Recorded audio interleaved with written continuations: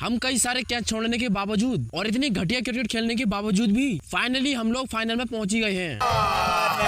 झूठ बोल रहा है। पता ही अपने लड़के लोग क्या बोल रहे थे कि लो बेटा हमने कई सारे कैचेस भी छोड़ दिए और तुम्हारी औकात के ही अकॉर्डिंग रन्स भी मात्र 168 ही बनाए थे। पाकिस्तान की ओरिजिनल कार्बन कॉपी हराम खोरो, अब तो जीत लो। लेकिन क्रिकेट के मामले में ये पाकिस्तान से भी बड़े वाले निकले। मैं जीतेगा, हमारा मुर्जी है, हमारा दिस इज अवर टारगेट, ले जीतेगा। और अब जब इन पाकिस्तानियों को नाम आ ही गया है तो इन गधों के पास भी दो चॉइस हैं। पहली तो ये कि ये लोग आज बांग्लादेश से पिटकुट कर बाहर हो जाएं और दूसरी ये कि ये लोग फाइनल में जाकर इंडिया से चपेट खाकर बेइज्जत होकर बाहर हो। और ये जो इनके पगलेट फैंस बुला रहे हैं ना, आगा जी 28 का मैच चाहिए, आगा जी 28 का मैच चाहिए। अबे एक बार उस सुलेमानी आगा से तो पूछ लो, अबे उसके वैसे ही आग हुई पड़ी है कि बेन स्टोक्स इंग्लिश के दम पर कप्तान बना हूँ। और इसकी इंग्लिश भी कुछ ऐसी वैसी नहीं, ये भी बाबर और रिजवान की तरह इंग्लिश की मावने एक करता है। बट उनमें और इसमें अंतर यही है कि ये थोड़ा तेज बोलता है, इसलिए किसी को ज्यादा समझ में नहीं आता। इसलिए भाई ये भी अपना प्लान बनाए पड़ा है कि बांग्लादेश से हारूंगा तो कम से कम कैप्टनसी तो नहीं जाएगी, और अगर इंडिया से फाइनल में पिल गए तो भाई इसकी कैप्टनसी की और खुद इसकी भी बाबर की तरह खुदने वाली है। और पता है जब इस सुलेमानी कीड़े से इसके रिपोर्टर पूछ रहे थे कि बताओ बेटा इंडिया के खिलाफ हमारी हार के जिम्मेदार कौन था, पता है भाई साहब क्या जवाब देते हैं? Live telecast.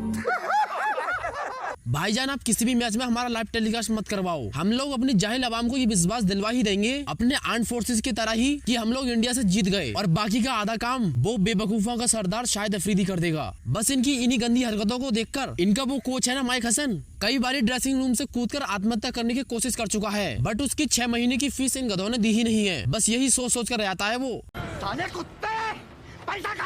खैर फिलहाल इन गधों की गधापंथी पर कितनी भी बात क्यों ना कर लो, वो कभी खत्म हो ही नहीं सकती। अपन लोग अपने मैच पर आते हैं। पता यार अभिषेक शर्मा क्या बोल रहा था कि मैंने तुम लोगों से कितनी बार कहा है कि मेरे सामने लाल और हरी जर्सी में मत आया करो, लेकिन ये बांग्लादेशी तो दोनों में ही आ गए। तो भाई इनकी ठुकाई तो परमानेंट होनी ही होनी थी। बस फिर होना ही क्या था, 37 बॉल्स में ही 75 रन उधेड़ दिए। उसूल भाई का एक ही है, सामने चाहे बांग्लादेश हो, चाहे नंबर 1 पाकिस्तान हो, चाहे premium fast bowler sofa set हो, ठुकाई बराबर 200 प्लस स्पीड में ही होगी। नहीं जरा तुम खुद सोच कर देखो, अगर हम अभिषेक शर्मा को छोड़ दें तो हमारी परफॉर्मेंस इस एशिया कप में एवरेज ही रही है। और खुशी की बात यह है कि हमारी तो एवरेज भी इन गधों की बेस्ट से 6 गुना अच्छी है।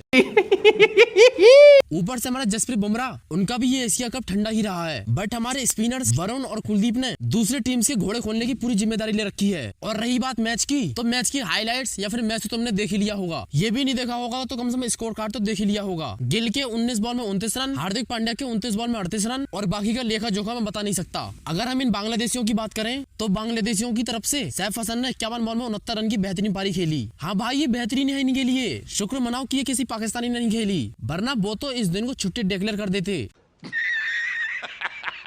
Are you comedy me? तो चलिए मिलते हैं आपसे कल एक और नई मैच की अपडेट के साथ।